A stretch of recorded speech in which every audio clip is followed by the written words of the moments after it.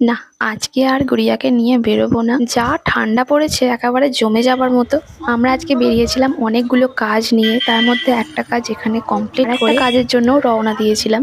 এবং রাস্তায় যেতে গিয়ে দেখলাম এখানে এত সুন্দর সুন্দর নাইটি বিক্রি হচ্ছে, তাও আবার ভীষণ কম দামে। আর নাইটিগুলোর কাপড়গুলোর কোয়ালিটি ভালোই ছিল। এর মধ্যে অনেকগুলো নাইটি আমি পছন্দ করে নিয়েছি। ইনি বলছিলেন যে এনারা নাকি তৈরি করে এখানে বিক্রি করছেন, তাই এত অল্প প্রাইসে দিতে পারছেন। বাট এই সেম নাইটি দোকানে কিন্তু অনেক দাম পড়ে যাবে। আর আমি যেহেতু হাতের কাছে পেয়ে গেছি তাই অনেকগুলো নিয়ে নিয়েছি। সাথে কিন্তু গুড়িয়ার জন্য একটা টুপিও নিয়েছিলাম, সেটার আর ভিডিও করা হয়নি। আর মায়ের জন্য একটা সোয়েটার নিয়েছি। তারপর অনেক খোঁজার পর গুড়িয়ার জন্য ব্রোকলি পেয়ে গেছি। এখানে অনেক কিছু আজ কেনাকাটা করে নিয়েছি। রাস্তায় ফেরার পথে পড়েছিল ফুচকা, তাই একটু ফুচকাও খেয়ে নিয়েছিলাম। তবে আমাদের ওখানের মতো টেস্ট একদম নয়। এই যে চলে এসেছি বাড়িতে। আর এখানে মায়েদের ঘরে এখানে অনেক গামছা ছিল, এগুলোকে প্লিজ অ্যাভয়েড করো।